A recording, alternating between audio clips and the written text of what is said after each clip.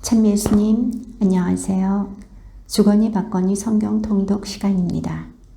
잠시 침묵 가운데 우리 각자가 잡은 대지향과 소지향을 두고 기도합시다. 성부와 성자와 성령의 이름으로 아멘. 창세기 40장 1절 이하의 말씀입니다. 이런 일이 있은 지 얼마 뒤 이집트 임금 헌작 시종과 잭방 시종이 그들의 주군인 이집트 임금에게 잘못을 저지른 일이 일어났다. 그들을 경호대장 집에 있는 감옥에 가두었는데 그곳은 요셉이 갇혀 있는 곳이었다.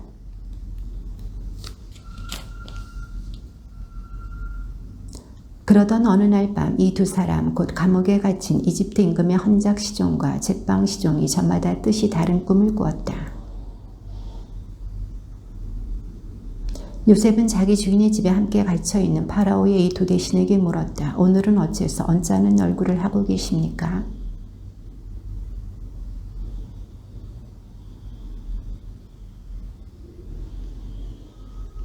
헌작 시종장이 요셉에게 자기의 꿈 이야기를 들려주었다. 내가 꿈에 보니 내 앞에 포도나무 한 그루가 있었네.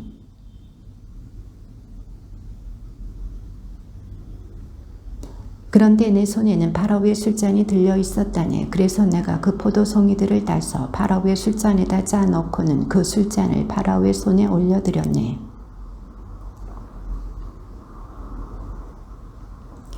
이제 사흘이 지나면 파라오께서는 나리를 불러올려 복직시켜 주실 것입니다. 그러면 나리께서는 전에 헌작 시종으로서 하시던 법대로 파라오의 손에 술잔을 올리시게 될 것입니다.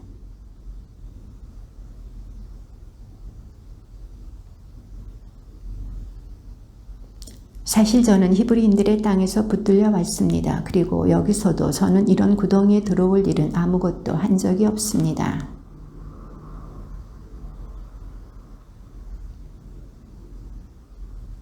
제일 윗 바구니에는 파라오께 드릴 온갖 구운빵이 들어있었는데 새들이 내 머리 위에 있는 그 바구니에서 그것들을 쪼아먹고 있었네.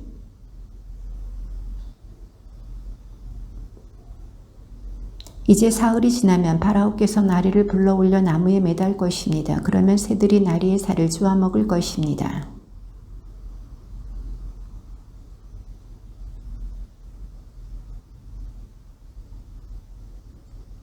헌작 시종장을 헌작 직위에 복직시키니 그가 파라오의 손에 술잔을 올리게 되었다.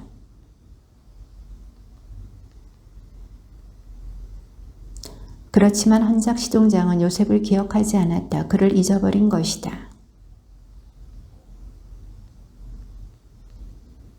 잘생기고 살찐 암소 7마리가 나일강에서 올라와 갈대밭에서 풀을 뜯었다.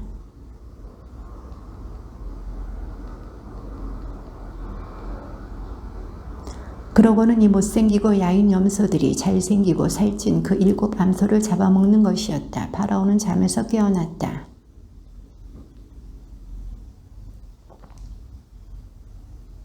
그 뒤를 이어 야이고 새바람에 바싹 마른 이삭 7이 솟아났는데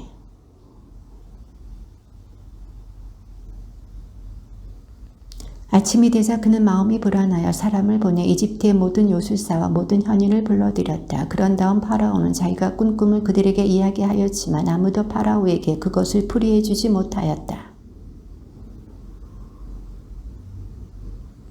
파라오께서는 당신의 종들에게 진노하시어 저와 잭방 시종장을 경호대장 집에 가두신 적이 있습니다. 그때 거기에는 경호대장의 종인 젊은 히브리인이 저희와 함께 있었습니다. 저희가 그에게 말하자 그는 저희의 꿈을 풀이하였습니다. 저희 각자의 꿈을 풀이해 주었던 것입니다.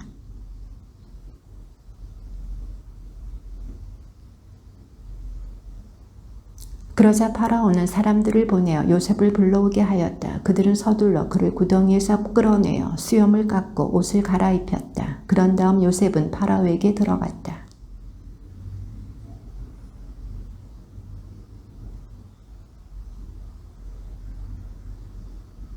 요셉이 파라오에게 대답하였다. 저는 할 수 없습니다만 하느님께서 파라오께 상스러운 대답을 주실 것입니다.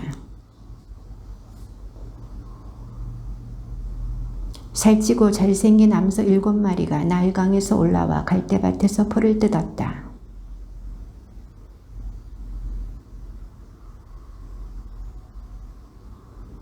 그런데 이 마르고 흉한 암소들이 먼저 올라온 그 살찐 7 암소를 잡아먹었다.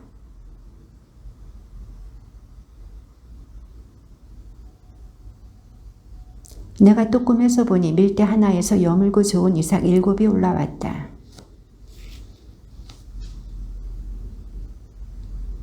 이 야윈 이삭들이 그 좋은 7 이삭을 삼켜버렸다. 내가 이것을 요술사들에게 이야기하였지만 아무도 나에게 풀어주지 못하였다.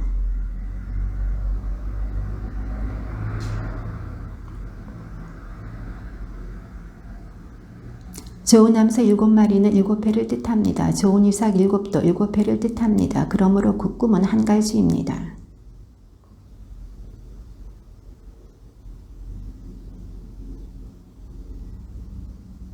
하느님께서 앞으로 당신께서 하고자 하시는 바를 파라오께 보여주시는 것이라고 제가 파라오께 아뢰는 바가 바로 이것입니다.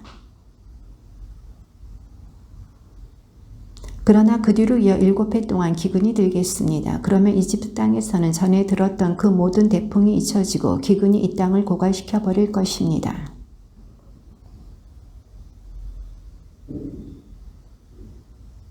파라오께서 같은 꿈을 2번이나 되풀이 하여 꾸신 것은 하느님께서 이 일을 이미 결정하셨고 지체 없이 그대로 실행하시려는 것을 뜻합니다.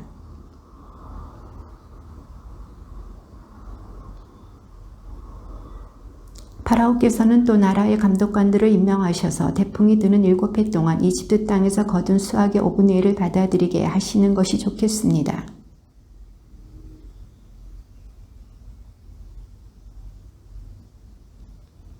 이 양식은 앞으로 이집트 땅에 닥칠 7해 동안의 기근에 대비하여 나라를 위한 비축 양식으로 남겨두십시오. 그러면 이 나라는 기근으로 망하지 않을 것입니다.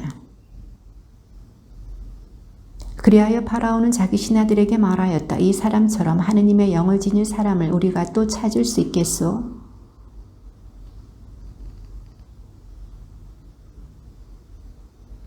내 집을 그대 손아래 두겠소. 내 모든 백성은 그대 명령을 따를 것이요. 나는 왕자 하나로만 그대보다 높을 따름이요.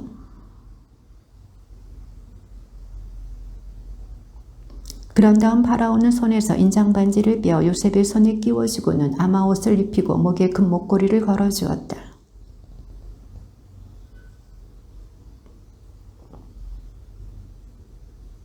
파라오가 다시 요셉에게 말하였다. 나는 파라오여 그대의 허락 없이는 이집트 온 땅에서 그 누구도 손 하나 발 하나 움직이지 못하오.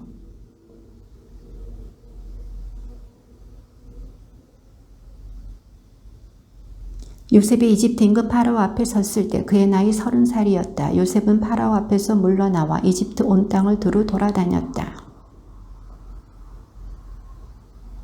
요셉은 이집트 땅에 태풍이 든 7해 동안 모든 양식을 거두어 성읍들에 저장하였다. 성읍마다 주위 밭에서 나는 양식을 그 안에 저장하였다.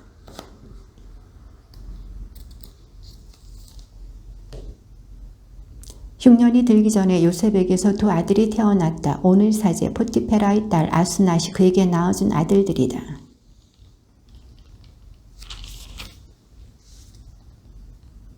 그리고 하느님께서 내 고난의 땅에서 나에게 자식을 낳게 해주셨구나 하면서 둘째 아들의 이름을 에프라임이라 하였다.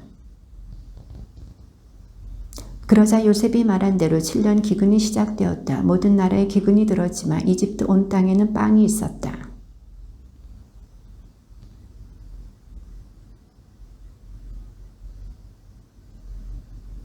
기근이 온 땅에 퍼지자 요셉은 곡식 창고를 모두 열고 이집트인들에게 곡식을 팔았다. 이집트 땅에 기근이 심하였지만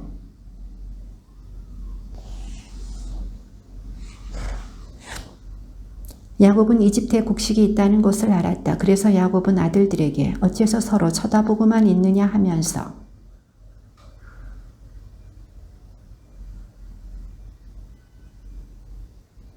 그래서 요셉의 형 10명이 이집트에서 곡식을 사려고 내려갔다.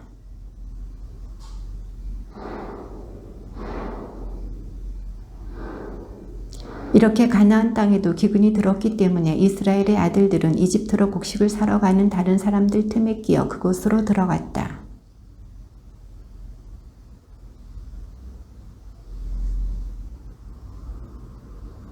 요셉은 형들을 보자 곧 알아보았지만 짐짓 모르는 체하며 그들에게 매몰차게 말하면서 물었다. 너희는 어디서 왔느냐? 그들이 대답하였다. 양식을 사러 가나안 땅에서 왔습니다. 그때 요셉은 형들에 대하여 꾼 꿈들을 생각하며 그들에게 말하였다. 너희는 염탐꾼들이다. 너희는 이 땅의 약한 곳을 살피러 온 자들이다. 저희는 모두 한 사람의 자식입니다. 저희는 정직한 사람들입니다. 이 종들은 염탐꾼이 아닙니다.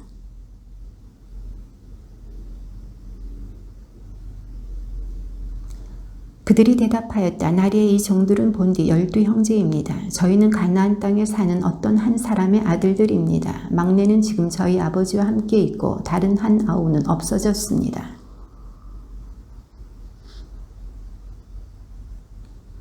너희를 이렇게 시험해 봐야겠다. 너희 막내 아우가 이리로 오지 않으면 내가 파라오의 생명을 걸고 말하건대 너희는 결코 이곳을 떠날 수 없다.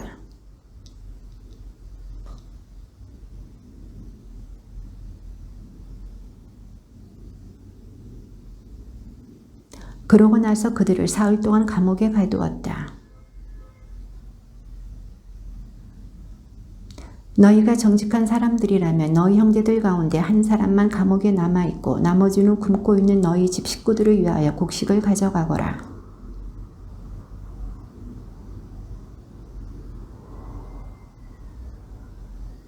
그들이 서로 말하였다. 그래, 우리가 아우의 일로 죗값을 받는 것이 틀림없어. 그 애가 우리에게 살려달라고 애원할 때 우리는 그 고통을 보면서도 들어주지 않았지. 그래서 이제 이런 괴로움이 우리에게 닥친 거야.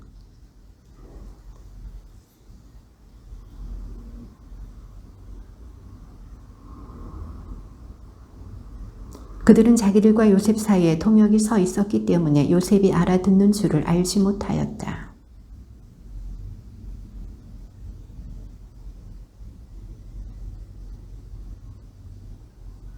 요셉이 명령하기를 그들의 포대에 밀을 채우고 그들의 돈을 각자의 자루에 도로 넣고 그들에게 여행 양식을 주라고 하자 그대로 되었다. 하룻밤 묵을 곳에 이르러 그들 가운데 하나가 자기 나귀에게 먹이를 주려고 자루를 열다가 그 곡식 자루 부리에 자기 돈이 놓여 있는 것을 보았다.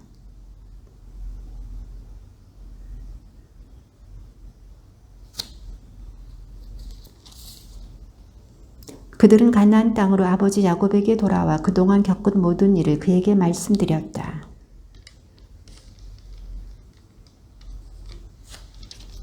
그래서 저희는 그에게 대답하였습니다. 저희는 정직한 사람들이지 염탐꾼은 아닙니다.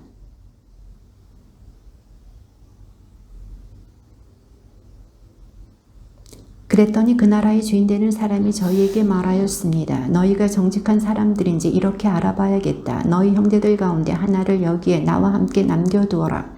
나머지는 굶고 있는 너희 집 식구들을 위하여 곡식을 가지고 가거라.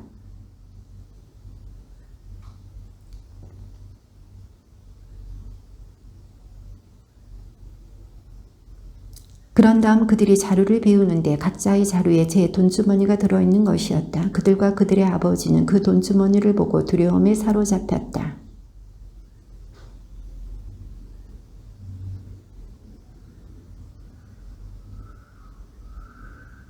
그러자 루벤이 아버지에게 말하였다. 제가 만일 베냐민을 아버지께 데려오지 않으면 제 두 아들을 죽이셔도 좋습니다. 그 아이를 제 손에 맡겨주십시오. 제가 아버지께 그 아이를 다시 데려오겠습니다.